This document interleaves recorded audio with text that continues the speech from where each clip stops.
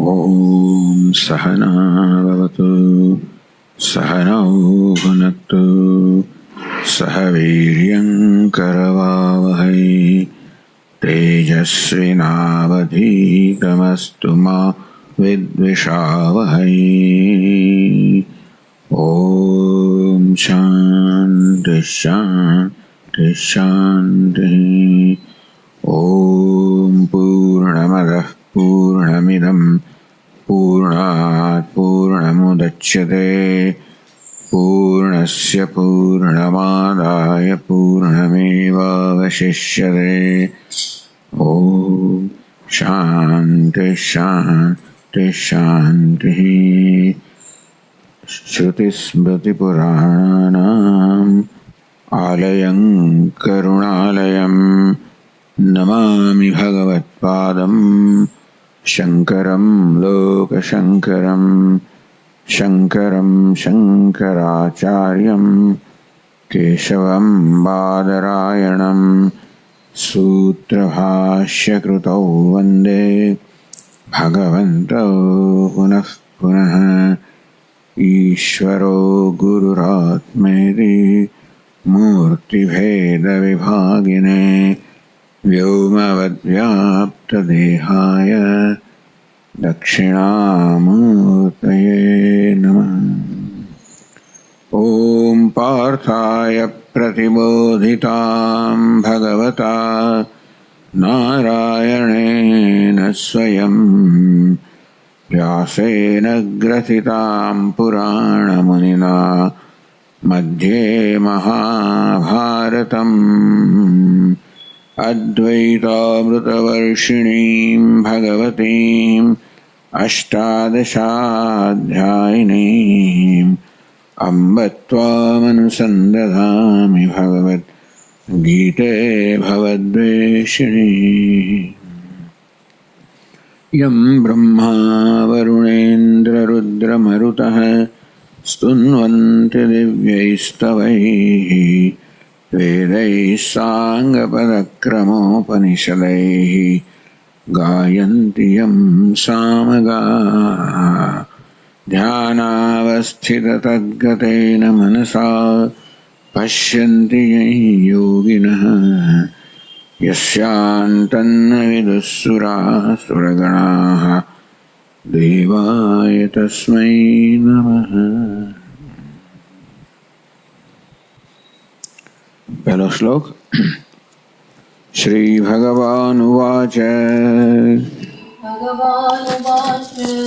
इदन्तु ते गुह्यतमम् प्रवक्ष्याम्यनसूयवे ज्ञानं विज्ञानसहितं यज्ञात्वा मोक्षसे शुभात्।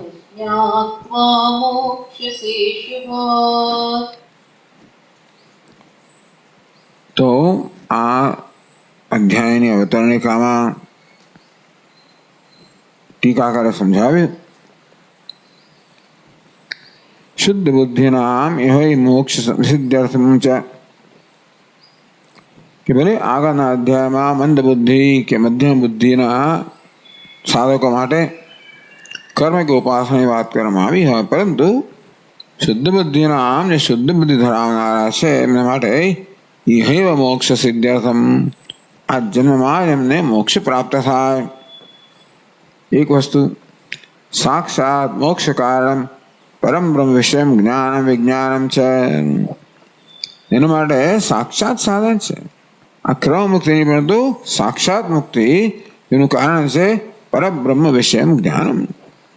जेनु विषय परम ब्रह्म छे ज्ञान अने विज्ञान ए बधुं आ अध्यायमां कहेशे भगवान। ब्रह्म स्वरूपम छे जे ब्रह्मना ज्ञान विज्ञान जे ब्रह्मनु ज्ञान विज्ञान साक्षात मोक्ष साधन छे ए ब्रह्मनु शुं स्वरूप छे।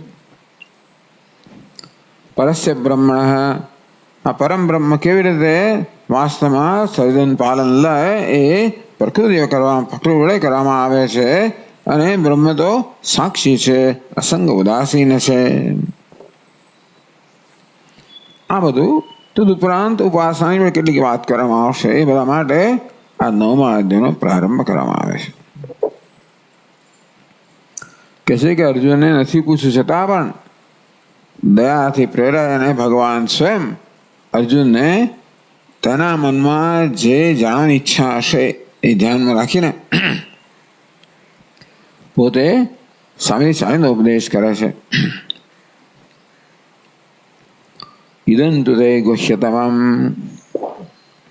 ઇદમ જ્ઞાનમ, આ જ્ઞાન જે છે તો ઇદમ એટલે આ પ્રકારે પ્રત્યક્ષ જ્ઞાનનો નિર્દેશ કરવામાં આવ્યો. આ જ્ઞાન તું, પરંતુ આ જ્ઞાન કેવું છે? આગળના અધ્યાયમાં કહેવામાં આવેલું સગુણ બ્રહ્મની ઉપાસના તુલનામાં અત્યંત ઉત્કૃષ્ટ છે. આ જ્ઞાનમ વિજ્ઞાન સહિતમ, વિજ્ઞાનમ નામ અપરોક્ષાનુભવ, તો જ્ઞાન અને એનો અપરોક્ષ અનુભવને વિજ્ઞાન કહેવામાં આવ્યું. કેવી રીતે? બ્રહ્મે વેદમ સર્વમ અહમ બ્રહ્માસ્મિ ઇતિ, બ્રહ્મ એવ ઇદમ સર્વમ, આ સર્વ બ્રહ્મ છે, અહમ બ્રહ્મા, હું બ્રહ્મ છું. ઇતિ રીત્યા સર્વસ્ય સ્વસ્ય ચ પ્રત્યક્ષેણ બ્રહ્મ માત્રત્વેદનમ, આમ સર્વ જે કાંઈ છે તેને પોતે પણ માત્ર બ્રહ્મ જે છે, અન્ય કાંઈ જ નહીં. એ પ્રકારનું જ્ઞાન જે છે એને એ પ્રત્યક્ષ જ્ઞાન અને અપરોક્ષ જ્ઞાનને વાસ્તવમાં વિજ્ઞાન કહેવામાં આવ્યું. આવું જ્ઞાન વિજ્ઞાન સહિતનું જ્ઞાન છે એ સાક્ષાત મોક્ષ કારણ છે. કેવું છે? ગુહ્યતમમ, ગોપનીય છે. તો કહ્યું કે કેટલી આયુર્વેદમાં, યોગશાસ્ત્રમાં, એ સિવાય યંત્ર મંત્ર તંત્ર બધાની અંદર ઘણા બધા રહસ્યો રહેલા છે જે વાસ્તવમાં ગુરુ પાસેથી પ્રાપ્ત કરવા પડે અને અધિકારી શિષ્યને જ પ્રદાન કરવામાં આવે. તેભ્ય સર્વેભ્ય ગુહ્યેભ્ય ઉત્કૃષ્ટમ, આ બધા ગુહ્ય છે, ગોપનીય છે, રહસ્ય, બધામાં આ ઉત્કૃષ્ટ રહસ્ય છે. પરમ રહસ્ય મિત્યાર્થ. તો 487 પાન પર આપણે છેલ્લી પંક્તિમાં છીએ. પરમ રહસ્ય હે અર્જુન, આ તો પરમ રહસ્ય છે. એટલે ટીકાકાર આગળ તત એવ યસ્મૈ કૈસ્મૈ ચ અયોગ્યાય દુર્ગુણીને ન દેયમ, આ પરમ રહસ્ય હોવાને કારણે, અત્યંત મૂલ્યવાન હોવાને કારણે યસ્મૈ કસ્મૈ છે, ગમે તેને, અયોગ્ય યોગ્યતા ના ધરાવનારને, દુર્ગુણીને, દુર્ગુણ ધરાવનારને આ જ્ઞાન પ્રદાન ન કરવું જોઈએ. કિંતુ શુદ્ધાત્મને એવ ઇતિ, શુદ્ધ અંતઃકરણ ધરાવનારને જ આ ઉપદેશ કરવો જોઈએ. એની સૂચિતમ, એ સૂચના કરવા માટે ભગવાન અર્જુન માટે આ એક વિશેષણ આપણે અનસૂયવે, ઇદં તુ તે ગુહ્યતમમ પ્રવક્ષ્યામિ અનસૂયવે, તે અનસૂયવે, હે અર્જુન તું જે અનસૂયું છે. તો 488 પાન પર કહે છે અસૂયા કોને કહેવાય? પરગુણેશુ દોષાવિષ્કરણ અસૂયા, પરગુણેશુ, અન્યમાં જે ગુણ છે એમાં દોષનો આવિષ્કાર કરવો, દોષ જોવા, તો આને અસૂયા કહેવામાં આવી. એટલે એવી ઘણી વાર માણસની વૃત્તિમાં, બુદ્ધિની અંદર એવી જાતની અલ્પતા હોય છે, વિકૃતતા હોય છે કે કોઈના ગુણને સહન ના કરી શકે. આમ તો માણસ પોતાની જાતને હંમેશા અન્ય સાથે સરખાવ્યા જ કરતો હોય છે. અન્ય સાથે ઊણું ઉતરે ત્યારે કોઈને કોઈ રીતે પોતાની જાતને સિદ્ધ કરવાનો પ્રયત્ન કરે બીજાને ઉતારી પાડવા દ્વારા. ક્યારેક પોતાની રેખાને લાંબી ન કરવા થાય તો બીજાની રેખાને ટૂંકી કરી નાખે. એટલે જ્યાં અન્યમાં ગુણ છે ત્યાં આગળ કોઈ દોષનું દર્શન કરે. આ દંભી છે, આ તો આવો છે, તેવો છે, દેખાવાનો છે વગેરે એમ કરીને આ પ્રકારે મનોવૃત્તિને અસૂયા કહેવામાં આવી. અસૂયા સાયમ કામ ક્રોધ લોભ મોહ ઈર્ષાદિના ઉપલક્ષણમ. અસૂયા હોય એટલે કામ ક્રોધ લોભ મોહ ઈર્ષા આ બધું પણ હોવાનું જ. તો કે છે અસૂયાદિ દુર્ગુણા યસ્ય ન સંતિ સ અનસૂયુ. અસૂયા યસ્ય ન અસ્તિ સહ અનસૂયુ. જેનામાં અસૂયા નથી એને અનસૂયુ કહેવાય. અનસૂયા તો સતીનું નામ છે દત્તાત્રેય વગેરેના. તો અનસૂયુ તસ્મૈ અનસૂયવે ચોથી વિભક્તિ છે. ઇદંતુ તે ચોથી વિભક્તિ છે યુષ્મત પ્રત્યેની. અનસૂયવે અનસૂયુ શબ્દની ચોથી વિભક્તિ. તું જે અનસૂયુ છે તે અર્થાત આ કામ ક્રોધ વગેરે ગુણોથી જે રહિત છે. સદગુણાય શિષ્યાય શુદ્ધ બુદ્ધિ વાળો છે. દુર્ગુણથી રહિત છે. સદગુણ ધરાવનારો શિષ્ય છે. તે તુભ્યમ ઇદમ પ્રવક્ષ્યામિ. હું તને આ જ્ઞાન એનું પ્રવચન આપીશ, વ્યાખ્યાન કરીશ. સમ્યક ઉપદેક્ષ્યામિ પ્રકર્ષેણ વક્ષ્યામિ પ્રવક્ષ્યામિ. સારી રીતે હું તને એનું નિરૂપણ કરીશ. અર્થાત તારા મનમાં કોઈ પ્રકારની અસ્પષ્ટતા કે શંકાઓ કે કશું ન રહે એ પ્રકારે હું એનું નિરૂપણ કરીશ. પ્રકર્ષેણ વક્ષ્યામિ એ કહે છે સમ્યક ઉપદેક્ષ્યામિ ઇત્યર્થ. એને સારી રીતે ઉપદેશ કરીશ.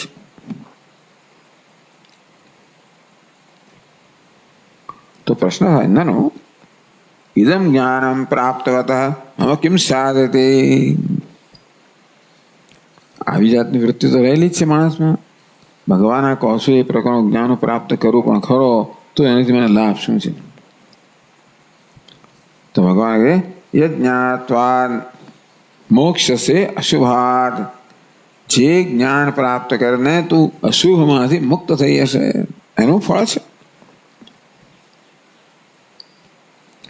યજ્ઞાત્વા યત શું છે? યત એટલે જ્ઞાનમ. યજ્ઞાનમ જ્ઞાત્વા એટલે યજ્ઞાનમ પ્રાપ્ય. તો ટીકાકાર કહે છે તીવ્ર મોક્ષેચ્છા વૈરાગ્ય સમદમાદિ ઉત્તમ સાધન સંપન્ન સન્ન.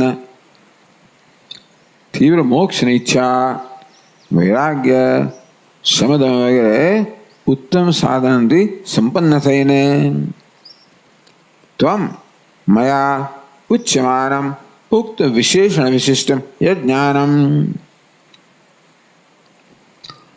હું મયા ઉચ્યમાન હું તને જે કહેવાનો છું એ જ્ઞાન કેવું જ્ઞાન જેની આગળ કહેવામાં આવી ગુહ્યતમમ પ્રવક્ષ્યામિ અનસૂયવે જ્ઞાનમ વિજ્ઞાન સહિતમ. આ જેને આ પ્રકારની વિશેષતા કહેવામાં આવે એ જ્ઞાનમ બ્રહ્માત્મૈકત્વ વિષય જ્ઞાત્વા. કયું જ્ઞાન? બ્રહ્મને આત્માના ઐક્યનો વિષય. બ્રહ્મને આત્માનો ઐક્ય જેનો વિષય છે એવું જ્ઞાન.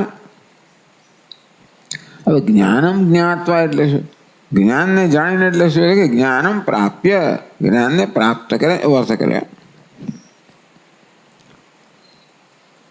એટલે શું? અને અધિગત આત્મ સ્વરૂપ સન્ન. આ જ્ઞાન પ્રાપ્ત કરીને એટલે શું? ટૂંકમાં જેને આત્માના સ્વરૂપનું જ્ઞાન થયું છે એવું બનીને જે જ્ઞાન પ્રાપ્ત કરે ને તો આ જ્ઞાન પ્રાપ્ત શું થાય? આત્માના વાસ્તવિક સ્વરૂપનું જ્ઞાન થાય. અને તો આ જ્ઞાનથી અધિગતમ આત્મ સ્વરૂપમ જેના વડે આત્મ સ્વરૂપ અધિગત થયું છે. અધિગમ એટલે જ્ઞાન. જેને આત્મ સ્વરૂપ જાણ્યું છે એવો બનીને મોક્ષ છે અશુભાત અશુભથી મુક્ત થઈ જશે. અશુભ કોને કહેવાય? અનાદિ અવિદ્યા સંભાવિત સંસાર દુઃખ પ્રવાહાત. અનાદિ અવિદ્યા એમાંથી ઉત્પન્ન થયેલો કેવો છે? સંસાર દુઃખ પ્રવાહાત. આ સંસારના દુઃખનો જે પ્રવાહ છે પરંપરા છે એને અશુભ કહેવામાં આવે. આ તો મૃત્યુને અશુભ કહેવાય, દુઃખને અશુભ કહેવાય, અજ્ઞાનને અશુભ કહેવાય. આ બધા અશુભથી. અને મુખ્યત્વે દુઃખની વાત કરવામાં આવી કે દુઃખના પ્રવાહથી મુક્ત થઈ જશે. આ સંસાર દુઃખ પ્રવાહાત, સંસારના દુઃખનો પ્રવાહ જે અનાદિ અવિદ્યા વડે જન્માવવામાં આવ્યો છે એવા અનંત દુઃખના પ્રવાહમાંથી મોક્ષશે, મુક્ત થઈશ. તો શું થશે? ચાલો ભાઈ દુઃખમાંથી મુક્ત થઈ છે તો ખરું, પણ મને માત્ર દુઃખમાંથી મુક્ત થયું નથી, મને તો આનંદ જોઈએ. એટલે કહે છે કે મુક્તો ભૂત્વા અખંડ આનંદે કે રસ બ્રહ્માત્મના સુખમ સ્થાસ્યસી. તું બ્રહ્માત્મા બની જશે. અહમ બ્રહ્માસ્મિ બ્રહ્મવેદ બ્રહ્મયો ભવતી. બ્રહ્મને જાણે છે, બ્રહ્મ બની જાય. એટલે આ જ્ઞાનથી તું બધા દુઃખના પ્રવાહથી તો મુક્ત થઈ જઈશ, પણ જોડે જોડે તું બ્રહ્મ બની ગયાનો કારણ અખંડ આનંદ એક રસ બ્રહ્માત્મના. તું શું બની જઈશ? અખંડ આનંદ એક રસ બ્રહ્મ બની જઈશ. સોશ્રુતે સર્વાન કામાન સ બ્રહ્મણા વિપશ્યતેતિ. તૈત્રીય કહ્યું કે આ જ્ઞાની પુરુષ તો બ્રહ્મણા વિપશ્યતાયતિ, એ વિપશ્યિત બ્રહ્મ બની જાય અને બ્રહ્મ રૂપે સર્વ આનંદને એક સાથે ભોગવે. તે બધા એ જ કહ્યું અખંડ આનંદ એક રસ બ્રહ્માત્મના. અખંડ આનંદ એક રસ એનું સ્વરૂપ છે બ્રહ્માત્મના, એવા બ્રહ્મ રૂપે સુખમ સ્થાસ્યસી. તું સુખમાં પ્રતિષ્ઠિત થઈ જઈશ. અથવા સુખમ સ્થાસ, સુખમને અવ્યય ગણીએ તો સરળતાથી સુખ અનાયાસેથી તું સ્થિર થઈ જઈશ. આમ તું આવી રીતે અનાયાસ કહો સહજ સિદ્ધિ, સહજ સ્થિતિ પ્રાપ્ત કરશે. આ તારું સ્વરૂપ છે. આગળ કહેશે ઉક્તસ્યૈવ જ્ઞાનસ્ય જિઘ્રાહૈષયા મહાત્મ્યમ પ્રતિપાદયતિ. આમ તો જ્ઞાનનું મહાત્મ્ય થોડુંક તો કહ્યું, ગુહ્ય તમામ એમ કહેવામાં આવે કે ઉક્તસ્યૈવ જ્ઞાનસ્ય, જે જ્ઞાન આ પહેલા શ્લોકમાં કહેવામાં આવ્યું જિગ્રાહૈષયા, ગ્રાહયતુમ ઈચ્છયા, ગ્રહણ કરાવવાની ઈચ્છા, પ્રેરક થયું, કોઝલ. આમ ગ્રહ ધાતુ છે જિઘૃક્ષા, ગ્રહણેચ્છા, ગ્રહણ કરવાની ઈચ્છાને જિઘૃક્ષા કહેવાય. ગ્રહણ કરાવવાની ઈચ્છાને શું કહેવાય? તો કે જિગ્રાહિષા. એટલે જિગ્રાહિષયા, જિગ્રાહિષા અને શું કહેવાય? ગ્રહણ કરાવવાની ઈચ્છા. ગ્રાહિતમ ઈચ્છા, ગ્રહણ કરાવવાની ઈચ્છા. તો ભગવાન અર્જુનને ગ્રહણ કરાવવાની ઈચ્છા હતી. જિગ્રાહિષયા મહાત્મ્યમ પ્રતિપાદયતિ.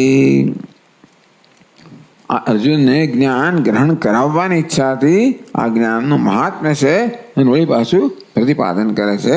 આ બીજા શ્લોકમાં કહે છે રાજ વિદ્યા રાજગુહ્યમ પવિત્રમિદમુત્તમમ પ્રત્યક્ષાવગમં ધર્મ્યમ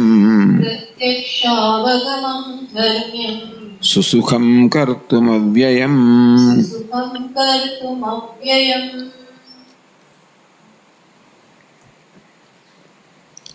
રાજવિદ્યા છે, રાજગુહ્ય છે, પવિત્ર. આ કેવું છે? પવિત્ર, ઉત્તમમ અથવા ઉત્તમમ પવિત્રમ, વળી પ્રત્યક્ષાવગમમ ધર્મ્યમ, સુસુખમ કર્તુમ અવ્યયમ. કેટલા બધા શબ્દોમાં ભગવાન આ જ્ઞાનનું મહાત્મ્યનું પ્રતિપાદન કરે છે. તો ભગવાન કે રાજ વિદ્યા. તો જો પહેલા વિદ્યા કોને કહેવાય? રાજ વિદ્યા એટલે સમજાવશે કે વિદ્યા નામ રાજા, રાજ વિદ્યા બધી વિદ્યાઓની રાજા છે, કે બધી વિદ્યાઓનું રાજા છે જ્ઞાન. બે કયા પ્રકારની વિદ્યા? બ્રહ્મ વિદ્યા સિવાયની વિદ્યાઓ સ્વાભાવિક છે કે વિદ્યા એટલે જ્ઞાનાની બધા પ્રકારના જ્ઞાન. સકલ વેદ શાસ્ત્ર અધ્યયન સમુત્પન્ન ઇહલોક પરલોક સાધનાની જ્ઞાનાની. જ્ઞાન કહો અરે ઉપાસનાઓ પણ કહો. સકલ વેદ શાસ્ત્ર અધ્યયન સમુત્પન્ન, સમગ્ર વેદ શાસ્ત્રો અધ્યયન કરવાને કારણે જે આપણને ઉત્પન્ન થાય, શાસ્ત્રો અધ્યયનને કારણે જે સારી રીતે જન્મ્યું છે એ પ્રકારનું જ્ઞાન. કેવું જ્ઞાન છે? ઇહલોક પરલોક સાધનાની જ્ઞાનાની. આ લોક અને પરલોકના સાધન રૂપી આ બધા જ્ઞાન છે. એમાં કર્મ પણ આવી જાય, ઉપાસના પણ આવી જાય. એ સિવાય એટલે ટૂંકમાં બાકીના બધા જે ભૌતિક શાસ્ત્રો છે ને, એને ભૌતિક શાસ્ત્ર કહેવાય, રસાયણ શાસ્ત્ર કહેવાય, અથવા જે કંઈ કહો, એ છેવટે બધા આ લોકમાં જ કંઈ ને કંઈ સુખ પ્રાપ્ત કરવાના સાધન છે ને. બધું જાણીને છેવટે આપણે રસાયણને જાણીએ, ભૂતોને જાણીએ, આ બધા રહસ્યને જાણીએ, એનો ઉપયોગ કરીએ. વિજ્ઞાનનો પોતાનો તો ઉપયોગ માત્ર જ્ઞાન માટે જ છે. એવી ટેકનોલોજી વસ્તુ કરે છે, ટેકનોલોજી એ વિજ્ઞાનનો કેવી રીતે વ્યવહારિક ઉપયોગ કરવો, એ રીતે કેવી રીતે મનુષ્ય જાતિને વધારે સામર્થ્ય પ્રદાન કરવું, નિયંત્રણ પ્રદાન કરવું, કુદરતના બધા તત્વોનું નિયંત્રણ કેમ કરવું એને સમજવા પહેલાં તો, અને પછી એમનું નિયંત્રણ કરવું, એનો લાભ લેવો, એનો ઉપયોગમાં લાવવા. ટૂંકમાં એમ કહો ચાલો એને ટેકનોલોજી કહેવાય. સાયન્સ વિજ્ઞાનને એમાં કોઈ રસ નથી. વિજ્ઞાન તો માત્ર જે વસ્તુ છે એને એના સ્વરૂપનું નિરૂપણ કરે છે, સમજાવે છે. હવે ગુરુત્વાકર્ષણ બળ છે, પછી કરવાનું શું? હા તો જો એટલું ઉપરથી નીચે આવે શું કરીએ આપણે? પાણી ઉપરથી નીચે પડે, ઉપરની નીચેની સપાટી પર આવે, ચાલો એનો વેગ વધે, એનો ઉપયોગ કરે, એમાંથી આપણે વીજળી ઉત્પાદન કરીએ વગેરે વગેરે. શું કહેવાય? ટેકનોલોજી. આ બધું જે છે એ દ્વારા મુખ્યત્વે આ લોકોમાં કેમ વધુનું સુખ પ્રાપ્ત કરવું, અને એ સિવાય વેદમાં વગેરેમાં જે બીજા બધા કર્મ ઉપાસના કામ આવે એ દ્વારા લોકમાં કેમ સુખ પ્રાપ્ત, પરલોકમાં. આ બધું જ્ઞાન શું કરે છે? આ લોક અને પરલોકમાં સુખના સાધન સમાન આ બધા પ્રકારનું જ્ઞાન છે. તાની સર્વાણી પુંસ સંસાર વર્ધકાની ભવંતી. કમનસીબી જ્ઞાન છે ને બધા સંસારની વૃદ્ધિ કરનારું છે, બંધનની તૃષ્ણાની વૃદ્ધિ કરનારું છે. વસ્તુ એવી છે ને, જેમ જેમ ઇન્દ્રિય સુખ પ્રાપ્ત કરાવે આપણને, અહંકારનું સુખ પ્રાપ્ત કરાવે, આ પ્રકારનું સુખ પ્રાપ્ત કરાવે આ વિજ્ઞાન. એટલે બધી આ ટેકનોલોજી અદભુત અનુભવ કરાવડાવે તમને. કેટલા બધા એકદમ રોમાંચક વસ્તુઓ કરતા, જે કૂદ્યો અહીંથી આમ કેટલું કરે છે બધા. તમે જુઓ નદીઓની અંદર પણ કેવલું લઈને આખા ધોધમાંથી આમ પડે નહીં, પેલી નાનકડી પેલી બોટ હોય એ દ્વારા શું શું કરે છે, કેટલા સાહસના કાર્યો કરે, કેવી જાતની ઉત્તેજના ભર્યો આનંદ પ્રાપ્ત કરે છે. શંકા નથી. તો આનંદ છે ને, ઉત્તેજનાનો એક આનંદ છે, ઇન્દ્રિયની ઝંખનાની તૃપ્તિનો આનંદ છે વગેરે. પરંતુ સંસાર વર્ધકાની ભવંતી, એ આનંદ તો એ બધા વસ્તુ સાધન છે અને સાધ્ય માની લેવામાં આવે તો એ માત્ર એ આનંદ માણી તૃષ્ણા વધારનારા છે, તેથી સંસારમાં વૃદ્ધિ કરનારા છે. એટલે ટૂંકમાં આ જન્મ મૃત્યુના પ્રવાહમાં કર્મ કરાડાવે, કર્મ ફળ એ પ્રકારની આખી જે પરંપરા છે એ પરંપરાને ચાલુ રાખનારા છે, અને તેથી આ જન્મ મૃત્યુની પરંપરાને વધારનારા છે, વેગ આપનારા છે. સંસાર વર્ધકાની એવ ભવંતી ન તો નિવર્તકાની. આ બધા જ્ઞાન છે એ સંસારની નિવૃત્તિ કરનારા નથી, સંસારને ચાલુ રાખનારા છે, એને વેગ આપનારા છે.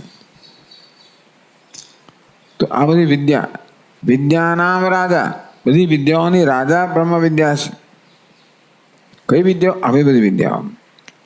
490 રાજ વિદ્યા તો, પરંતુ રાજ વિદ્યા જે છે જેને રાજ વિદ્યા કહેવામાં આવી એટલે બ્રહ્મ વિદ્યા, સુત્પત્તિ માત્રેણ વિદુષ બ્રહ્મતામ ગમયિત્વા. રાજ વિદ્યા તો જેવી ઉત્પન્ન થાય કે તરત આ વિદ્વાન છે, હું બ્રહ્મ છું, આત્માને બ્રહ્મ બનાવી દે. વિદુષ બ્રહ્મતામ ગમયિત્વા. બ્રહ્મ વેદ બ્રહ્મયો ભવતી. તો વિદ્વાન જ્યારે આત્માને બ્રહ્મરૂપ જાણે બ્રહ્મ બની ગયો. તેથી વિદ્વાનને બ્રહ્મતામ ગમયિત્વા, આ વિદ્વાનને બ્રહ્મપણું પ્રાપ્ત કરાવે ને. આ રાજવિદ્યા કેવી છે? તો ઉત્પન્ન થતાની સાથે જ વિદ્વાનને જ્ઞાને બ્રહ્મપણું પ્રાપ્ત કરાવે છે. એટલે શું પ્રાપ્ત કરાવે છે? આગળ કહ્યું અખંડ આનયિક રસ બ્રહ્માત્મા, અખંડ આનયિક રસત્વ પ્રાપ્ત કરાવે. એમ કરીને સકારણમ સંસારમ નિશેષમ નિવર્તયતી. એ રીતે કારણ સહિત અજ્ઞાન સહિત બધા દુઃખનો નાશ કરે છે. બીજા બધા સાધનો અને એ દુઃખનો નાશ કરે તાત્કાલિક. દુઃખનું કારણ છે એ તો રહી જાય. સુષુપ્તિમાં પણ દુઃખનો અભાવ તો હોય છે, પણ દુઃખનું કારણ છે અવિદ્યા તો રહી જ જતી હોય છે. એટલા માટે વળી પાછો સંસાર વળી પ્રગટ થઈ જાય. આ તો સકારણમ સંસારમ નિશેષમ નિવર્તયતી. કારણ સહિત સંસારનું નિવારણ કરે છે. કયું કારણ? અજ્ઞાન રૂપી કારણ. દૃષ્ટાંત આપે છે. યથા પ્રબોધ સ્વાપ્નમ સંસારમ તદ દુઃખમ ચ તથા. યથા પ્રબોધ, જેમ જાગી જઈએ ત્યારે. પ્રબોધ જાગ્રત, જાગ્રત થવું એને પ્રબોધ કહેવાય. યથા પ્રબોધ સ્વાપ્નમ સંસારમ તદ દુઃખમ ચ તથા. આપણે સ્વપ્ન જાગી જઈએ એટલે સ્વપ્નના બધા સંસાર છે ને નિશેષ નિવૃત્ત થઈ જાય. અને સ્વપ્નમાં જે કે દુઃખ જન્મ્યું હોય એ પણ નિશેષતા નિવૃત્ત થઈ જાય. તો જેવી રીતે ઊંઘમાંથી જાગવાથી ઊંઘને કારણે જન્મેલું દુઃખ નષ્ટ થઈ જાય, તેવી રીતે આ નિદ્રા ઊંઘ જ છે. નિદ્રામાંથી જાગી જવાથી યસ સાક્ષાત કરોતે પ્રબોધ સમયે સ્વાત્માનમેવાદ્વયમ. તો આ રીતે દ્વૈતનું ભેદભાવનું જે દુઃખ હતું એ સ્વર દુઃખનો વિનાશ કરે છે. સ્વાત્મા અદ્વયમ, હું અદ્વિતીય આત્મા છું એ જ્ઞાનથી અદ્વૈત ભેદભાવમાં જન્મેલું સ્વર દુઃખનો નાશ કરે છે. તો જેવી રીતે જાગ્રત ઊંઘમાંથી જાગી જવું એ સ્વપ્ન અને સ્વપ્નમાં જન્મેલા બધા દુઃખોનો નિશેષતયા નાશ કરે, તેવી રીતે આ અજ્ઞાન નિદ્રામાંથી જાગી જવાથી અજ્ઞાન અને એમાં જન્મેલો સમગ્ર સંસારનો નિવારણ થઈ જાય છે. તત સર્વાસામ વિદ્યાનામ રાજા શ્રેષ્ઠો ભવતિ ઉચ્યતે રાજ વિદ્યાયતિ.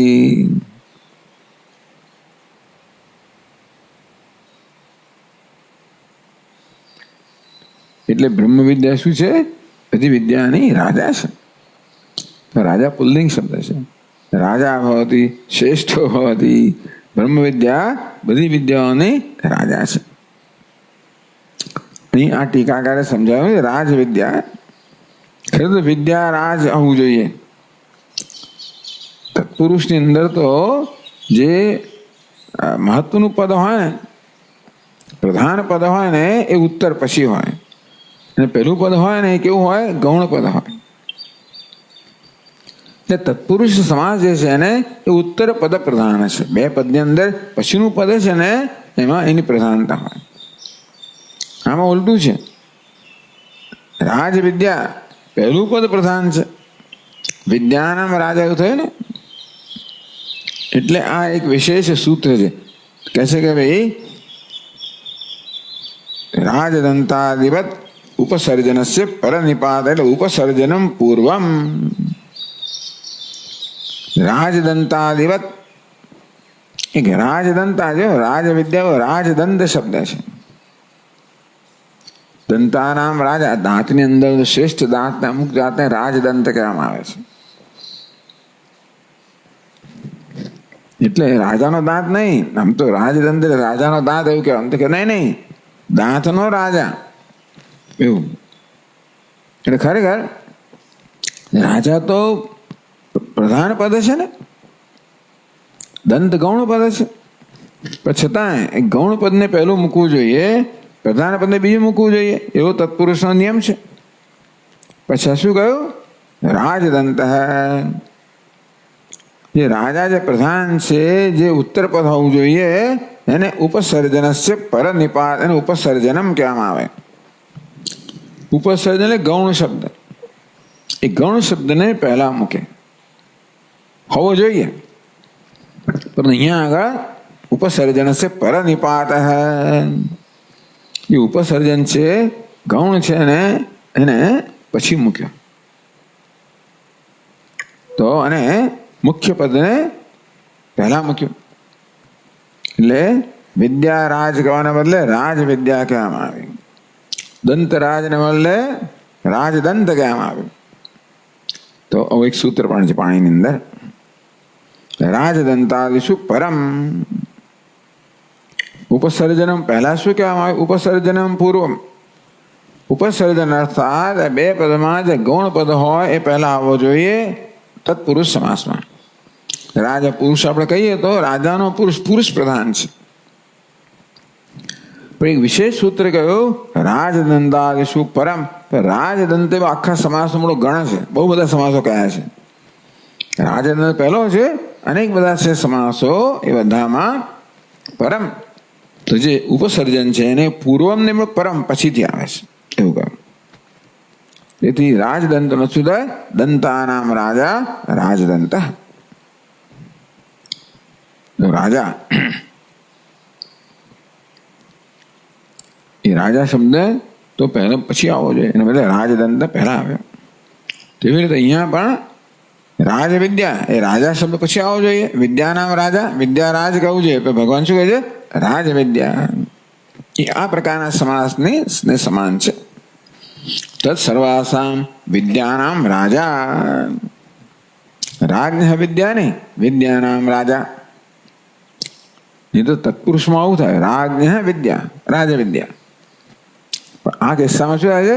વિદ્યાનામ રાજા, વિદ્યાઓની રાજા. શ્રેષ્ઠ ભવતી તો ઉચ્ચ રાજવિદ્યા, એટલે રાજવિદ્યા તેથી આ જ્ઞાન છે બધી વિદ્યામાં શ્રેષ્ઠ છે. બીજી બધી વિદ્યાઓ તો એ સંસારને ચાલુ રાખનારી છે, આ સંસારનું કારણ સહિત નિવારણ કરનારી છે, પણ આ વિદ્યા બધી વિદ્યાઓમાં શ્રેષ્ઠ છે. બ્રહ્મ વિદ્યા સર્વવિદ્યા પ્રતિષ્ઠા બ્રહ્માદેવાનામ પ્રથમ સંબભૂવ વિશ્વસ્ય કર્તા ભુવનસ્ય ગોપ્તા સ બ્રહ્મ વિદ્યા સર્વવિદ્યા પ્રતિષ્ઠા. અથર્વાય જ્યેષ્ઠ પુત્રાય પ્રાહ. બ્રહ્માજીએ જે સર્વવિદ્યાની પ્રતિષ્ઠા બ્રહ્મ વિદ્યા છે અને પોતાના જ્યેષ્ઠ પુત્ર અથર્વાને પ્રદાન કરી. એટલે સર્વવિદ્યાની પ્રતિષ્ઠા છે. સર્વવિદ્યાનો મૂળ ટૂંકમાં બધી વિદ્યાઓનો છેવટની પરાકાષ્ઠા છે. આ બધી વિદ્યાઓ છેવટે ક્યાં જઈને અટકવી જોઈએ? આ બ્રહ્મ વિદ્યામાં. બધી વિદ્યાનો આધાર છે, બધી વિદ્યાની પરાકાષ્ઠા છે. અથવા તેમ પણ કહી શકાય કે બધી વિદ્યાઓનું પ્રયોજન છે. ખરેખર વૈજ્ઞાનિક કોને કહેવાય? જે માત્ર સત્યની શોધ કરે. ટેકનિશિયન કોને કહેવાય? જેનો ઉપયોગ કરે છે. વૈજ્ઞાનિક કોને કહેવાય? સત્યની શોધ કરી રહ્યો છે કે આ ભૂતનું સત્ય શું છે, રસાયણનું સત્ય શું છે, આ જીવનું સત્ય શું છે. તો એટલો જ એને રસ છે. એ રીતે દરેક સાધક ખરેખર સત્યની શોધમાં છે. એટલા માટે દરેક આમ જો બ્રહ્મની શોધમાં જ છે એમ કહેવાય ને. સર્વવિદ્યા પ્રતિષ્ઠા, બધી વિદ્યાઓની પ્રતિષ્ઠા છે, એનો આધાર છે. મળે રાજવિદ્યા કહેવામાં આવી. એટલે આ પ્રકારે એને તત્પુરુષ સમાસ ગણીએ તો પણ આને બીજો સમાસ કર્મ થાય સમાસ પણ ગણી શકાય. રાજવિદ્યા એમ કહે છે. યદ્વા સર્વાહ વિદ્યા શાસ્ત્રજન્યા સમ્યક અહંકારમ વર્ધયિત્વા આત્મતત્વમ તિરોહિતમ કુર્વંતી. આ બધા મોટા ભાગની વિદ્યાઓ શું કરે છે ખબર છે? શાસ્ત્રજન્ય, શાસ્ત્રમાં જન્મેલી.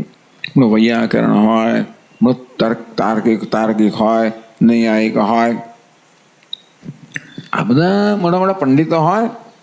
શાસ્ત્રજન્ય સમ્યક અહંકારમ વર્ધયિત્વા, એવું કે નિયમ નથી. એવું કહેવાય જાણે કે મોટો પંડિત થઈ ગયો. ટૂંકમાં ઘણી વાર બનતું હોય છે. વિદ્યા વિનયને શોભતે, વિદ્યા તો વિનયથી શોભે. જેમ જેવી વૃક્ષમાં ફળ આવે કેવા લચી પડે, તેવી રીતે સજ્જનમાં વિદ્યા આવે તો લચી પડે, નમ્ર બને, ના બને.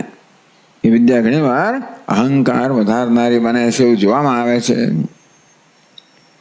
એટલે કે શાસ્ત્રજન્ય વિદ્યા સમ્યક અહંકારમ વર્ધયિત્વા.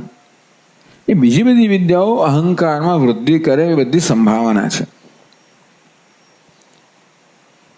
આત્મતત્વમ તિરોહિતમ કુર્વંતી.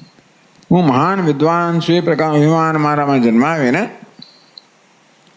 મારા વાસ્તવિક સ્વરૂપ છે ને આ પ્રકારનું અભિમાન જેને કહેવાય કે હું વિદ્વાન છું, એ અભિમાન જ વાસ્તવમાં મારા વાસ્તવિક સ્વરૂપ છે ને એને ઢાંકી દેનારું છે ને.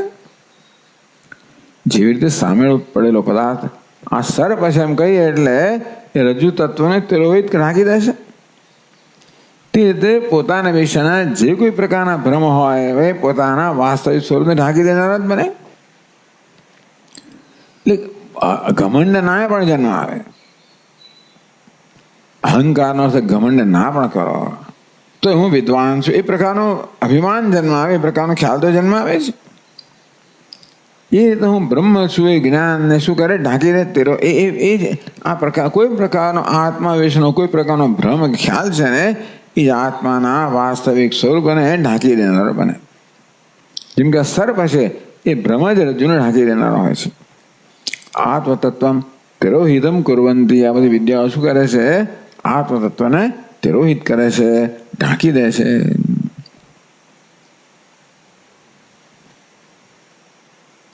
યંતુ આ વિદ્યા કેવી છે? સ આત્મા તત્વમસી વાક્ય શ્રવણ માત્રેણ સંજાતા સતી. આ વિદ્યા તો તત્સત્યમ સ આત્મા તત્વમસી શ્વેતકેતો ઇતિ વાક્ય શ્રવણ માત્રેણ. એ તત્વનું એને જ્ઞાન છે. તત્ એટલે જગત કારણ સત, એ સત્ય છે, એ તું છે, એ હું છું. આમ વાક્ય શ્રવણ માત્રેણ સંજાતા સતી. ટૂંકમાં આ વિદ્યા તો વાક્યના શ્રવણ માત્રથી જન્મે છે. પેલી બધી શાસ્ત્રોમાંથી જન્મનારી છે. આ શું છે? વાક્યના શ્રવણમાંથી જન્મનારી છે. શાસ્ત્રોમાંથી ખૂબ બધું આપણે માહિતી ઉત્પન્ન પ્રાપ્ત કરી હોય એટલે આપણને એમાં આટલું અભિમાન જન્મવાની સંભાવના છે. આ જ્ઞાન કોઈ માહિતી રૂપમાં નથી, આ તો શ્રવણજન્ય છે. માહિતી ભેગી તો આ પણ ઘમંડ જન્મ આવનારું નીકળે છે. કોઈ પ્રકારની માહિતી છે ને જે એ જેમ જેમ વધે તેમ તેમ આપણામાં એ પ્રકારનું એક અભિમાન જન્માવે. પણ આ તો વાક્ય, આ વિદ્યા કઈ છે? વાક્ય શ્રવણ માત્રેણ સંજાતા સતી. આ મહાવાક્યના શ્રવણ માત્રથી જન્મે હું બ્રહ્મ છું. અનાત્મની અહંકારમ નાશયિત્વા. પેલા તો વિદ્યા બધી બુદ્ધિમાં હોય ને. શાસ્ત્રજન્ય વિદ્યા કેવી છે? બુદ્ધિમાં હોય. એ બુદ્ધિમાં અહંકારને કારણે મહાન છે પ્રકારનો એક અહંકાર વધારે, બુદ્ધિમાં અભિમાનને કારણે. આ તો શું છે? હું બ્રહ્મ છું એ બધા પ્રકારના અભિમાનને દૂર કરનારી વિદ્યા છે. અનાત્મની અહંકારમ નાશયિત્વા. અત્યારથી મારી જાતે શ્વેત કેતુ માનતો હતો. ઉપાધિમાં અહંકાર ધરાવવા દ્વારા હું બ્રહ્મ છું માટે ઉપાધિમાં અહંકાર નાશ કરી નાખ્યો. સર્વ સંસાર ધર્મ નિર્મુક્તમ આત્મત્વમ રાજયતિ પ્રકાશયતિ. તો રાજયતિ રાજા.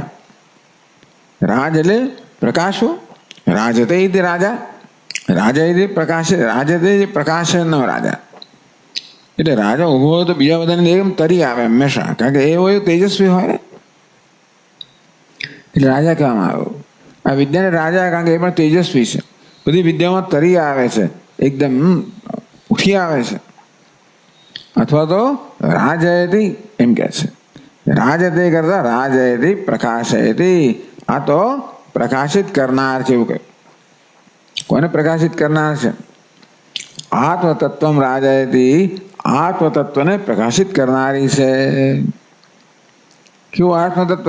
સંસાર સર્વ સંસાર ધર્મ નિર્મુક્તમ આત્મતત્વ, બધા સંસાર ધર્મથી મુક્ત એવા આત્મતત્વને પ્રકાશિત કરનારી છે આ બ્રહ્મ વિદ્યા. માટે કેવી છે? રાજા છે. તો વિદ્યા તો સ્ત્રીલિંગ છે ને, રાજ્ઞી છે કે રાણી છે, બાકી રાજા. રાજયતી પ્રકાશયતી, પુલ્લિંગ તો રાજા, જે પ્રકાશિત કરે છે. કોને પ્રકાશિત કરે છે? આત્મતત્વને. એટલે એ રીતે, એટલે ભગવાને કહ્યું અજ્ઞાને તદ્જ્ઞાનમ યેષામ નાશિતમાત્મના તેષામ આદિત્યવ જ્ઞાનમ પ્રકાશય તત્પરમ. અજ્ઞાન તો પરમ તત્વને સૂર્યની જેમ પ્રકાશિત કરે છે. રાજયતી પ્રકાશયતી, રાજા અથવા રાજ્ઞી, રાણી. સાચાસો વિદ્યા એટલે કર્મધારે સમસ્ત, જે રાજા પણ છે, રાજ્ઞી પણ અને વિદ્યા પણ છે. પ્રકાશિત કરવાને કારણે રાજા છે કે રાજ્ઞી છે, અને અવિદ્યા દૂર કરવાના કારણે વિદ્યા છે. એ રીતે આવું સમજાવ્યું. રાજ વિદ્યા, જે રાજા પણ છે અને વિદ્યા પણ છે, રાજ્ઞી પણ છે અને વિદ્યા પણ છે. કર્મધારય સમાસ પણ તો તત્પુરુષનો એક પ્રકાર છે. જ્યારે બંને શબ્દો એક જ વિભક્તિમાં હોય ને એવા તત્પુરુષને કર્મધારય કહે. ઘણો સંબંધ હોય છે, વિશેષણ વિશેષિતા જતના સંબંધ હોય છે, સમાનાદિ સામાનિકરણ્યમ વગેરે. તો એ કર્મધારય સમાસ તો અહીંયા આગળ કે જે રાણી પણ છે પ્રકાશિત કરવાને કારણે, અને જે વિદ્યા પણ છે એ રાજ વિદ્યા.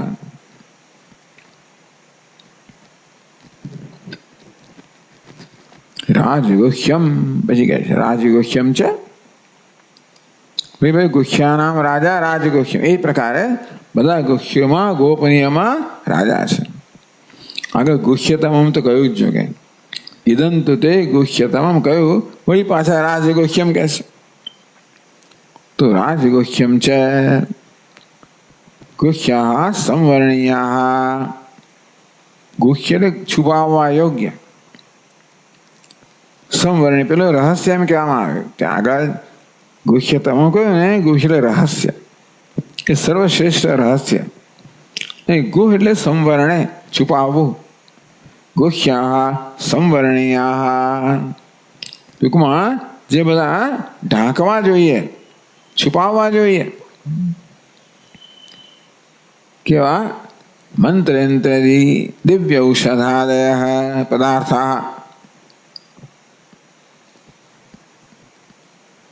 જે ગોપનીય છે, છુપાવવા યોગ્ય છે. એટલે આ બધી વસ્તુ બહાર પાડવાની ના હોય. મંત્ર, યંત્ર, દિવ્ય ઔષધ વગેરે આજે છે.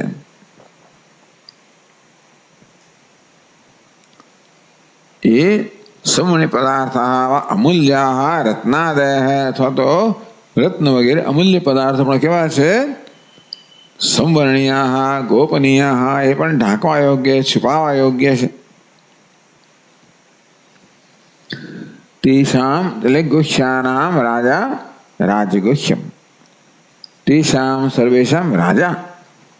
આ બધા જે છુપાવવા યોગ્ય એટલે મૂલ્યવાન વસ્તુઓ, ક્યાં તો રહસ્ય છે મારે છુપાવવા યોગ્ય છે, જેવું યંત્ર તંત્ર મંત્ર વગેરે, અથવા મૂલ્યવાન છે રત્ન વગેરે માટે ઢાંકવા છુપાવવા યોગ્ય છે. એ બધામાં સર્વેશામ રાજા.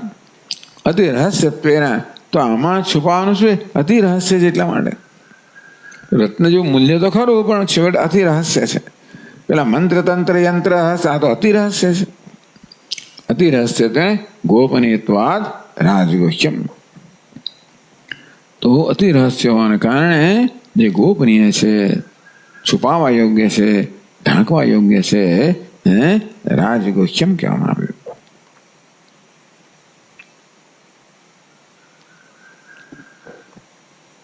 એટલે એને રક્ષણ કરવું જોઈએ. વિદ્યાનું હંમેશા રક્ષણ કરવું જોઈએ. એને ગમે તે જગ્યાએ એને આપી ના દેવી જોઈએ. અથવા કે છે પેલા જેમ કે છે રાજવત સંવણીયતા રાજગોષ્યમ રાજવત ગુષ્યમ રાજવત સંવણીયત્વાત અથવા રાજાની જેમ રાજાને હંમેશા તો રક્ષણ કરવું જોઈએ ને. રાજાની જેમ રક્ષણ કરવા યોગ્ય છે માટે પણ આ વિદ્યાને રાજગુહ્ય ગુહ્ય એટલે રક્ષણ કરવા યોગ્ય, છુપાવવા યોગ્ય અથવા રક્ષણ કરવા યોગ્ય, રક્ષણીય છે રાજાની જેમ માટે પણ આ. તો છુપાવવાનું એટલે ગમે તેને નહીં દેખાડી દેવાનું, રક્ષણ કરવાનું એટલે તમારે ગમે તેની સામે પ્રગટ નહીં કરવાનું. બંને રીતે અથવા તો જેમ રાજા રક્ષણ કરવા યોગ રક્ષણીય છે, આ વિદ્યા પણ રક્ષણીય છે માટે રાજ ગુહ્ય કહેવામાં આવ્યું. રાજ વિદ્યા રાજગુહ્યમ બે શબ્દ સમજાવ્યા. પવિત્રમ ઇદમ ઉત્તમમ, આ કેવું છે? પવિત્ર છે. પવિત્ર એટલે પાવન કરનારું છે. ઉત્તમમ સર્વશ્રેષ્ઠ છે એ કહે છે. કિંચ વળી પવિત્રમ, પવિત્ર એટલે શું? જે પુનાતિ પવિત્ર એવું છે, જે પવિત્ર કરે એને પવિત્ર કહેવામાં આવે છે. પૂ પવને પવતે શુદ્ધ કરવું એ અર્થમાં પૂ ધાતુ છે. એમાંથી પવિત્ર શબ્દ બન્યો એટલે જે શુદ્ધ કરનાર, જે પોતે પણ શુદ્ધ છે અને શુદ્ધ કરનાર છે. તો આ જ્ઞાનમાં કેવું છે? પવિત્ર છે એટલે કેવું છે? પવિત્ર કરનાર છે. પવિત્રમ પુનાતિ પવિત્રમ, પુનાતિ એ જ પૂ ધાતુમાંથી. ટૂંકમાં કે પૂ બે ગણમાં, નવમા ગણમાં છે. પુનાતિ પુનીતે એવું થાય. તો હવે તે પવિત્ર કરે છે માટે પવિત્ર છે. આ જ્ઞાન શું કરે છે? પવિત્ર કરે છે, શુદ્ધ કરે છે. તત્રાપી પછી ઉત્તમમને પવિત્રની સાથે લીધું એમણે. ઉત્તમમ પવિત્રમ, પવિત્ર કરનાર છે એમાં પણ ઉત્તમ છે. તો તથા તત્રાપી એટલે ટૂંકમાં પવિત્ર તો છે જ. પુનાતિ પવિત્રમ, આ જ્ઞાન પવિત્ર કરનાર છે માટે પવિત્ર છે. તેમાં પણ ઇદમ ઉત્તમમ પવિત્રમ, આ કેવું છે? સર્વશ્રેષ્ઠ પવિત્ર છે. પવિત્ર કરનારામાં પણ સર્વશ્રેષ્ઠ છે. ઇદમ બ્રહ્મજ્ઞાનમ અનુત્તમ, જેની કોઈ તુલના નથી એવું પવિત્ર છે. એ રીતે સર્વોત્કૃષ્ટ પવિત્ર છે. તો બીજા બધા પવિત્ર કરનારની તુલનામાં ઉત્તમમ પવિત્ર, ઉત્તર ઉત્તમ, પવિત્ર કરનારા બધામાં જે સર્વોત્તમ પવિત્ર કરનાર છે. તો પવિત્ર કરનાર કોણ છે? સૂર્ય, અનલ, અનિલાદયો, દેવાહા, આવા દેવતાઓ પવિત્ર કરનાર છે. સૂર્ય પવિત્ર કરનાર છે, અગ્નિ પવિત્ર કરનાર છે, વાયુ પવિત્ર કરનાર છે, તત્વો પવિત્ર કરનાર છે. સૂર્ય, અનિલ, વાયુ, અગ્નિ તત્વો પવિત્ર કરનાર છે. દેવતાઓ પણ પવિત્ર કરનાર છે. મૃગાદયો વેદાહા, મૃગ વગેરે વેદો છે પણ અત્યંત પવિત્ર છે ને પવિત્ર કરનાર છે. ગંગાદ્યા સરિતસ્ય, ગંગા વગેરે નદીઓ પણ પવિત્ર કરનાર છે. તવ ચેન્માત સ્રોત સ્નાત પુનરભિજઠરે સોપીન જાત, હે માં તારા આ પ્રવાહમાં એને સ્નાન કરવું અને ફરી જઠરમાં જન્મ લેવો નથી પડતો વગેરે. તવ જનમમલમ યે નંદ પીતમ, તવ જનમમલમ યે નંદ પીતમ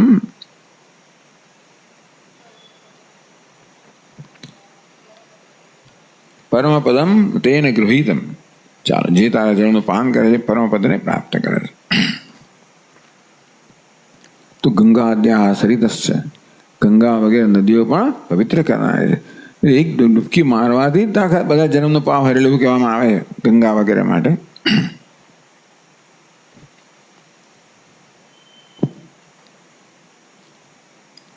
પ્રાયશ્ચિત્તાની અશેષાણી, આ પ્રાયશ્ચિત્ત કરવા જેને પવિત્ર કહેવાય, અશુદ્ધ કરનાર છે. પ્રાયશ્ચિત્ત પણ પ્રાયશ્ચિત્તાન્ય શેષાણી તપઃ કર્માણી, પ્રાયશ્ચિત્તાન્ય શેષાણી તપઃ કર્માત્મકાની વૈ તેષા બધાની અંદર તો પ્રાયશ્ચિત્ત છે, તપશ્ચર્યા, બધા કર્મો જે છે કેવા છે? શુદ્ધ કરનારા છે, પવિત્ર કરનારા છે. એ બધાને ભજતા નરક દુઃખ કારણમ પાપમેવ નાશયંતી. આપણે દેવતાઓનું ભજન કરનાર હોય, આ વેદોનું અનુષ્ઠાન તો કે એનું અધ્યયન કરનાર હોય, નદીઓમાં સ્નાન કરનાર હોય, પ્રાયશ્ચિત્ત અનુષ્ઠાન કરનાર હોય, આ બધાને આ લોકો શું કરે?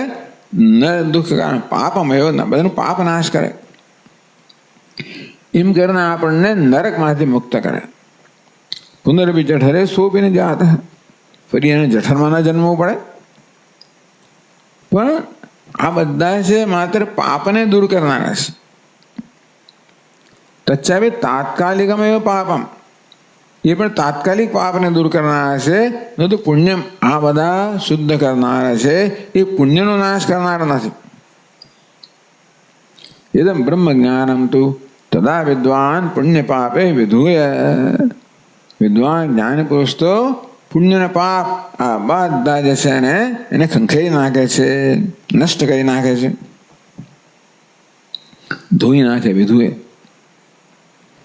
એની શ્રવણા તો શાસ્ત્ર કહે છે કે આ બ્રહ્મ જ્ઞાન છે, બ્રહ્મ જ્ઞાની તો પુણ્ય પાપ બધા છે ને એને નાશ કરી નાખે છે, બધાને નષ્ટ કરી દે છે, ધોઈ નાખે છે, સાફ કરી નાખે છે. શતકોટી બ્રહ્મકલ્પાજિતમ પાપ રાશિમ પુણ્ય રાશિમ છે પુણ્ય પાપે વિધુએ. પાપનો નાશ થાય ને પુણ્ય બાકી રહે તો જન્મ તો લેવો જ પડે ને. ચાલો તમારે સ્વર્ગમાં લેવો, ક્યાંક તો લેવો તો પડે, એટલે તમે જન્મ મૃત્યુની મુક્ત નાશ થાવ. આ તો પુણ્ય પાપ બધું જ નાશ કરી નાખે. કેટલું? શતકોટી બ્રહ્મકલ્પાજિતમ,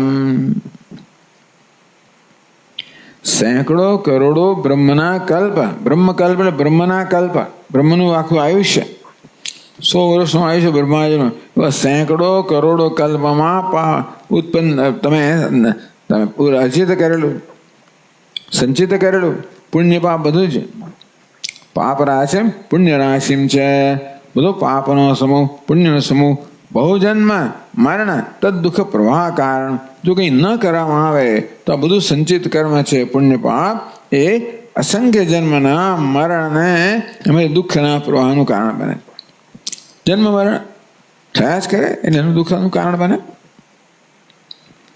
આ બધું પાપ રાશિ એટલે શું?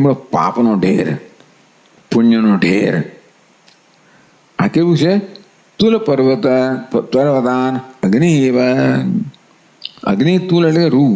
અગ્નિ જેવી રીતે રૂના પર્વતોને બાળી નાખે. અથવા ધ્વાંત પટલ અર્ક એવ, જેવી રીતે સૂર્ય છે ને એ પેલા ધ્વાંત એટલે અજ્ઞાન જે છે એ અજ્ઞાનના આવરણને દૂર કરે છે. ક્ષણભ્રમા સૂર્ય જેવી રીતે ક્ષણભ્રમા અજ્ઞાન જે છે એના અંધકારને, અજ્ઞાનનો અંધકારને ઢેરને દૂર કરે છે. અથવા જેવી રીતે અગ્નિ એ આ બધા રૂના પહાડને ક્ષણભરમાં નાશ કરી નાખે, તેવી રીતે આ જ્ઞાન પણ પુણ્ય રાશિ, પાપ રાશિ આ બધાને સમૂલમ નિર્મૂલ્ય, મૂળ સહિત દૂર કરી દે. બ્રહ્મવેદમ નિષ્કર્માણમ કરોતિ. આ પ્રકારે બ્રહ્મવેદને નિષ્કર્મ કરી દે, બધા કર્મથી મુક્ત કરી દે.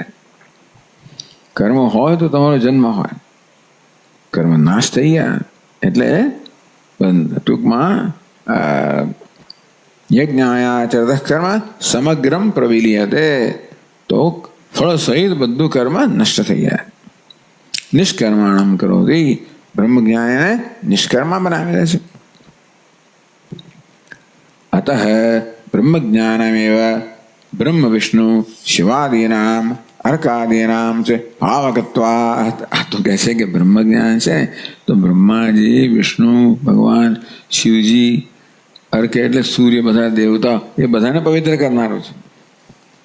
ભાવકત્વાત ઉત્કૃષ્ટતમમ. આ દેવતાઓ આપણે પવિત્ર કરે ખરા, પણ દેવતાઓને પાવન કરવાની ક્ષમતા કોણ પ્રદાન કરે છે? ગંગા આપણને પાવન કરે પણ કોણ ગંગાને પાવન કરવાની ક્ષમતા પ્રદાન કરે છે? આ જ્ઞાન. તો આ દેવતાઓને આ જ્ઞાન હોય કારણે આપણે પવિત્ર કરે છે. તો આ જ્ઞાને પહેલા એમને પવિત્ર કર્યા, પછી આપણે પવિત્ર કરે. તો પાવકત્વા દેવતાને પવિત્ર કરનાર ઉત્કૃષ્ટતમ માટે એ ઉત્કૃષ્ટની ઉત્કૃષ્ટ તમામ સર્વોત્કૃષ્ટ છે. પવિત્રમ શુદ્ધિકરમ વસ્તુ ઇત્યર્થ. ઉત્તમમ પવિત્રમ ઉત્કૃષ્ટતમ પવિત્રમ. ઉત્તમ એટલે ઉત્કૃષ્ટતમ ઉત્કૃષ્ટ એટલે સર્વોત્કૃષ્ટ પવિત્ર કરનારું શુદ્ધિકરમ વસ્તુ છે આ જ્ઞાન માટે. એને ભગવાને કહ્યું પવિત્રમ એટલે ઉત્તમ.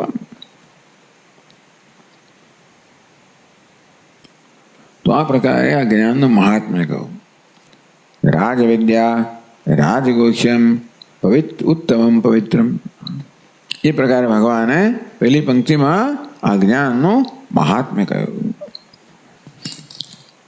જ્ઞાનસ્ય એતદ મહાત્મ્યમ.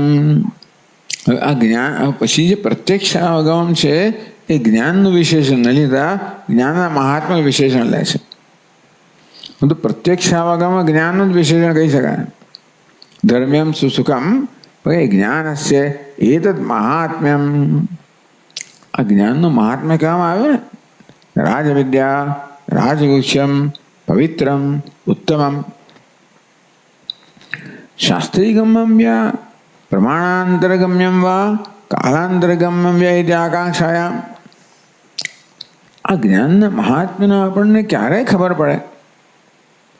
માત્ર શાસ્ત્રમાંથી જ ખબર પડે કે જ્ઞાન આવું સર્વોત્કૃષ્ટ છે, આવું ઉત્તમ મહાત્મ્ય ધરાવનારું છે? પ્રમાણાંતરગમ્ય કે બીજા કોઈ પ્રમાણથી ખબર પડે? કાલાંતરગમ્ય કે પછી ભવિષ્યમાં ખબર પડે આ મહાત્મ્ય કેવું છે? ઇતિ આકાંક્ષાયામ સૂર્યસ્ય કાર્યેણ સ ગાઢ અંધકાર વિધ્વંસકત્વમ. જો સૂર્ય જેવી રીતે ગાઢ અંધકારનો ક્ષણમાં નાશ કરી દે તો સૂર્યના પ્રકાશમાં કેવું મહાત્મ્ય છે? ગાઢ અંધકારને ક્ષણભરમાં નષ્ટ કરે. એ મહાત્મ્ય જે છે કેવળ શાસ્ત્રીય ગમ્ય, માત્ર શાસ્ત્રીય ગમ્ય છે. શાસ્ત્ર કહે છે કે સૂર્ય અંધકારનો નાશ કરે એટલે આપણે એનું મહાત્મ્ય જાણીએ છીએ, એ તો ખરું. કિંતુ પ્રત્યક્ષ આપણે પોતે જોઈએ છીએ. ટૂંકમાં સૂર્યનો પ્રકાશ છે એ ગાઢ અંધકારને ક્ષણભરમાં નાશ કરે છે. એવું પ્રકાશનું મહાત્મ્ય છે એ આપણા અનુભવનો વિષય છે. એટલે આજે મહાત્મ્ય કહેવામાં આવ્યું જ્ઞાનનું એ માત્ર શાસ્ત્ર દ્વારા જ જાણવામાં આવે કે ભવિષ્યમાં જાણવામાં આવે કે બીજા કોઈ પ્રમાણે જાણો એવું નથી. આ તો આપણા પોતાના અનુભવોનો વિષય બને. પ્રત્યક્ષ અવગમ્યમ તો કે પ્રત્યક્ષ અવગમ્યમ એટલે જ્ઞાન જ્ઞેયમ. પ્રત્યક્ષ આપણને જ્ઞાન થાય.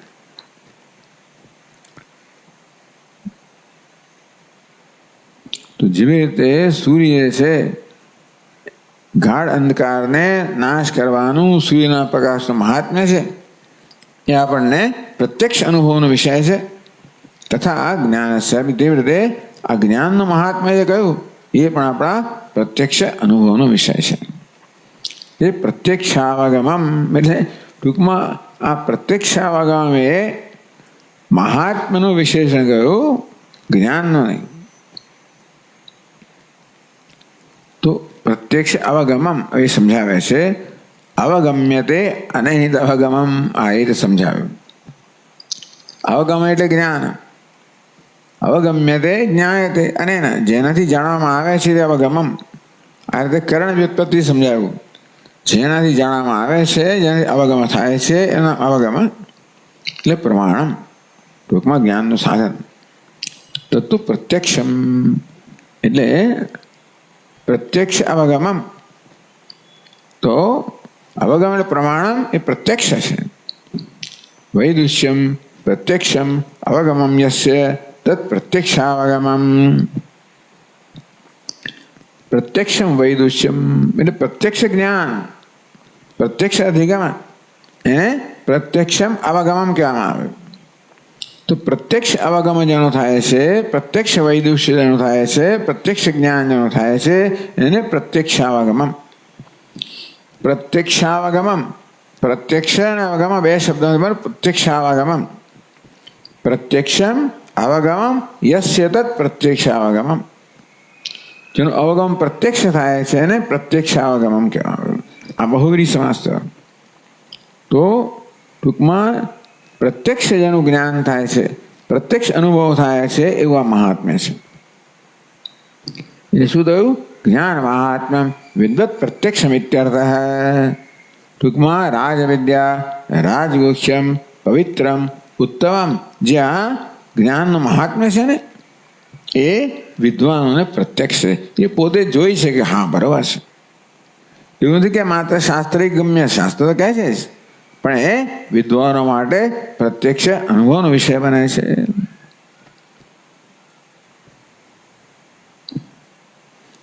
યદ્વા અવગમ્યતે અનુભૂયતે ઇતિ અવગમ ફલમ.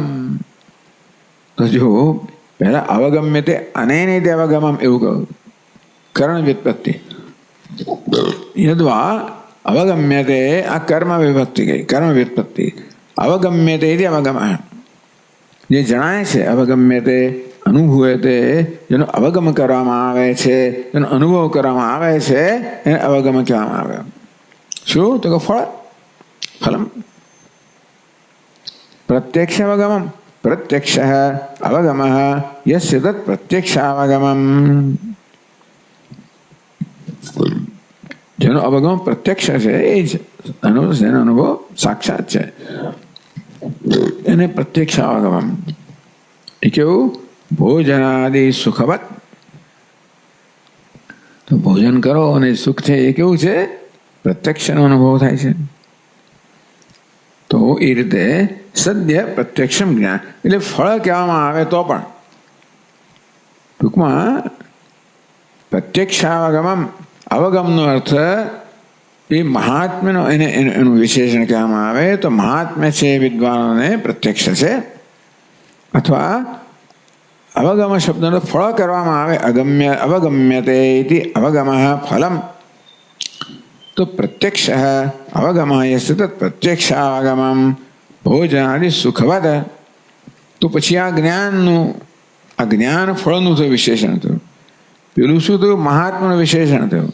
આ શું? જ્ઞાન ફળનું વિશેષણ. કે પ્રત્યક્ષનું, આ જ્ઞાનનું ફળ કેવું છે? પ્રત્યક્ષ અનુભવાય છે. પેલું કે મહાત્મ્ય છે પ્રત્યક્ષ અનુભવાય છે વિદ્વાનો વડે.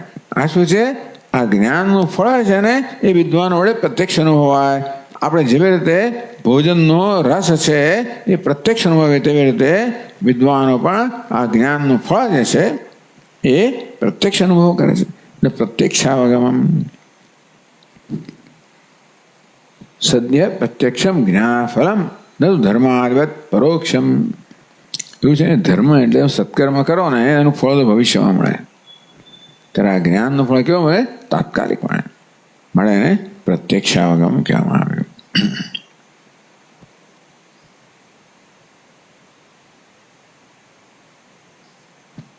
ચાલો પછી આપણે આગળ કહીશું કાલે. ઓમ પૂર્ણમદ પૂર્ણમિદમ પૂર્ણાત પૂર્ણમુદચ્યતે પૂર્ણસ્ય પૂર્ણમાદાય પૂર્ણમેવાવશિષ્યતે. ઓમ શાંતિ શાંતિ શાંતિ. શંકરમ શંકરાચાર્યમ કેશવમ બાદરાયણમ સૂત્રભાષ્યકૃતૌ વંદે ભગવन्तौ પુનઃ પુનઃ. ઈશ્વરો ગુરુરાત્મેતિ મૂર્તિભેદવિભાગિને વ્યોમવદ્વ્યાપ્તદેહાય દક્ષિણામૂર્તયે નમઃ. ઓમ શાંતિ શાંતિ શાંતિ. હરિ ઓમ. શ્રી ગુરુભ્યો નમઃ. હરિ ઓમ.